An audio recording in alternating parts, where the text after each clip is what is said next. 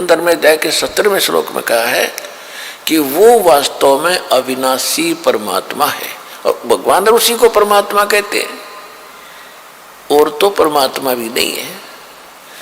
श्री शिव पुराण के अंदर रुद्र संहिता में, रुद्र संहिता के अंदर यो काल जो है ब्रह्मा विष्णु महेश का आपस में झगड़ा हो गया। इस बात पे भ्रमित होकर ब्रह्मा जी कहते हैं कि मैं सबका रचयिता हूं, मैं सबका उत्पत्ति करता हूं, और भ्रमित होकर विष्णु जी को ये भ्रम है कि मेरी नाभि कमल से विष्णु ब्रह्मा जी की उत्पत्ति हुई।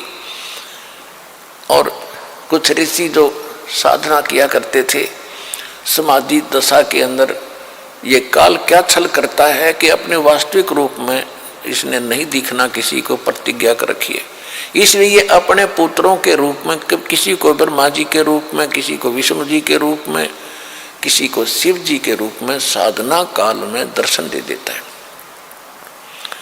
जिसको ब्रह्मा के रूप में दर्शन दिए तो उसने सब जगह गुण गा दिए कि ब्रह्मा जी प्रजापिता हैं, यही खुद मालिक है, मैंने समाधि में देखा, इससे ब्रह्मा जी की महिमा होगी। किसी को विष्णु जी के रूप में दर्शन दे दी साधना में, तो उसने विष्णु जी को भगवान बता दिया। 10-20 को विष्णु जी के रूप में दर्शन दे दिए, 10-20 को ब्रह्मा जी के रूप में, 10-20 ऋषियों को दे दिए शंकर भगवान के रूप में।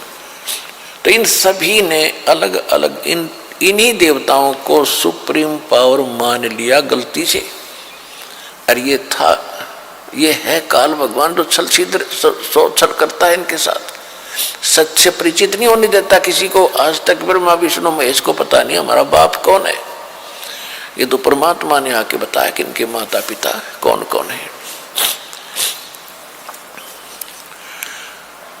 तो जो प्रसंग चल रहा है कि उसमें क्या कहते हैं, विष्णु और ब्रह्मा जी का आपस में इसी बात पर युद्ध हो गया। ब्रह्मा जी कहते हैं मैं तेरा बाप, विष्णु जी कहते हैं मैं तेरा बाप।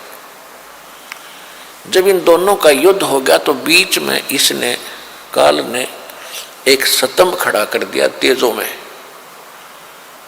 फिर ये लड़ना तो भूल गए, उसके और छोर को खोजने लगे। लंबी कहानी है, लेकिन उसी समय वो प्रकट हो गया वहां पर शंकर भगवान अपने पुत्र शंकर के रूप में।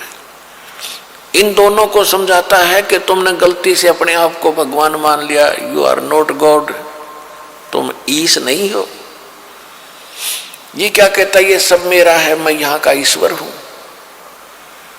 तो यहाँ सूक्ष्म वेद में परमात्मा ने निर्णय दिया है कि मुल्ला माया जग में, मुल्ला माया मग में बैठी, मग माने रास्ते में,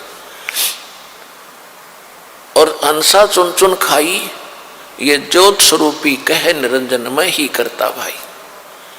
एक न करता दो ना करता नौ ठहराई भाई, और 10वां भी धुंधर में मिल जा सत्य कबीर दुहाई। गरीबदास जी को जो ज्ञान प्राप्त हुआ, भगवान को देखा जाना, उसके पश्चात अपनी अमृतवाणी में कहा है कि ये ज्योत स्वरूपी यो काल कहता मैं ही परमात्मा हूं, और एक न करता दो ना करता 9 बना दिए भाई। 9 तो जा लिए इनके उछल कूद मचा के, और 10वां भी ऐसे ही चला जाएगा, मृत्यु को प्राप्त होगा। एक सत कबीर दुहाई कि केवल एक कबीर परमात्मा जो है ये है अविनाशी परमात्मा, ये परमात्मा नहीं है। ये ब्रह्मा विष्णु महेश को तो ज्योति निरंजन ही रिजेक्ट करता है कि तुम परमात्मा नहीं हो, तुम भगवान मालिक नहीं हो।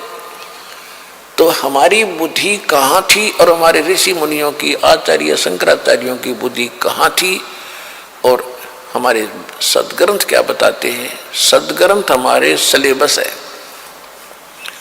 अध्यात्म मार्ग का सिलेबस है, पाठ्यक्रम की बुक है। और जो टीचर पाठ्यक्रम की किताबों से अलग बकवाद पढ़ा रहा है तो टीचर ठीक नहीं, विद्यार्थियों का नाशक है। तो आज तक जितने धर्मगुरु हमारे हुए हैं वो हमारे सदग्रंथों से भी परिचित नहीं थे। उन्होंने हमारे दादे परदादों को भूत बना दिया, आप भी नरक में गए और अपने भक्तों को भी साथ डुबो दिया।